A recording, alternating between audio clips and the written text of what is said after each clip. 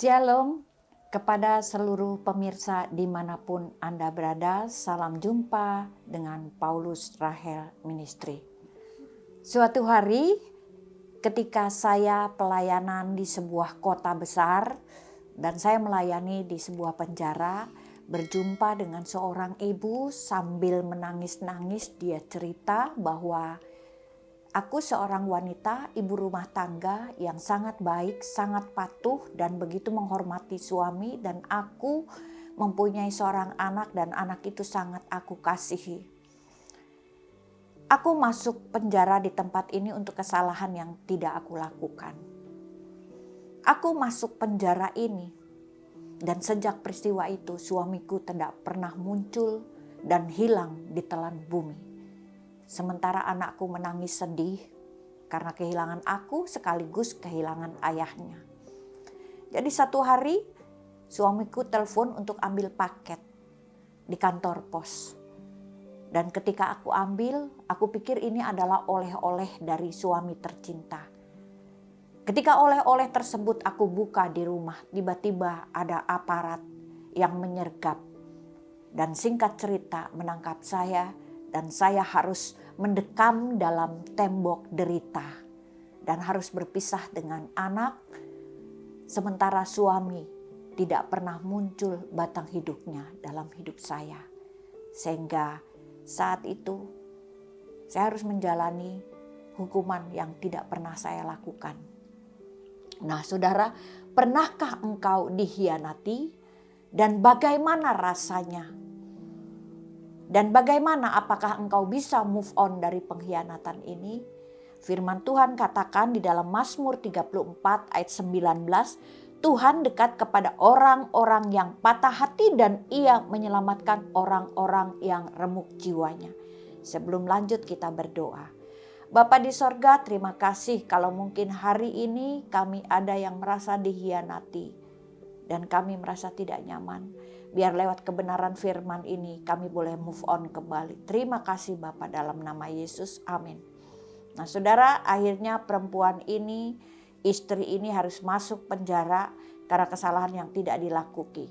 Suami yang seharusnya jadi penopang justru mengkhianati dia sehingga dia harus masuk ke dalam penjara. Nah, patah hati adalah suatu peristiwa yang paling tidak enak, paling menyakitkan, dan hampir semua orang pernah mengalaminya. Dan mungkin peristiwa itu tidak akan lupa dari ingatan. Dunia serasa jungkir balik, langit serasa runtuh, bagaikan suara geledek di tengah hari bolong. Hidup sudah tidak ada pengharapan.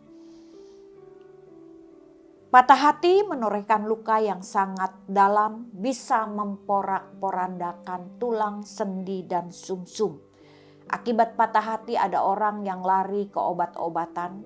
Akibat patah hati dia harus masuk ke dalam rumah singgah untuk perawatan. Akibat patah hati ada orang yang mengurung diri selama bertahun-tahun. Bahkan ada yang orang karena patah hati dia bunuh diri. Dan yang lebih malangnya lagi, orang yang patah hati dia bunuh diri namun tidak mati, tapi hanya sebagai seonggok daging yang bernyawa namun tidak dapat melakukan aktivitas. Dan akibatnya timbullah penyesalan yang sangat dalam.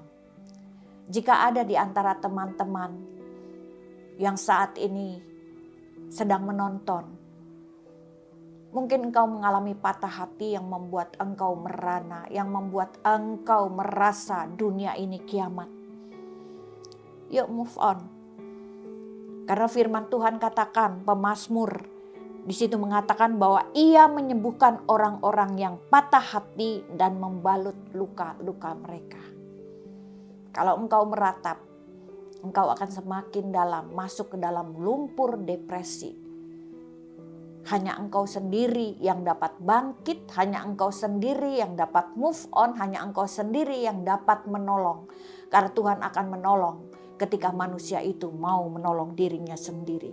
Janji Tuhan kepada kita dalam Yesaya 41 ayat 10. Janganlah takut sebab aku menyertai engkau. Janganlah bimbang sebab aku ini Allahmu.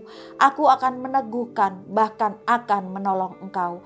Aku akan memegang engkau dengan tangan kananku yang membawa kepada kemenangan.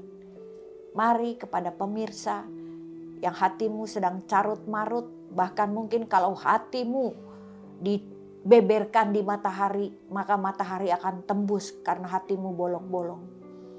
Hanya Yesus yang dapat menyembuhkan luka hatimu dan dirimu sendiri. Move on, tetap semangat, pasti ada solusi problem.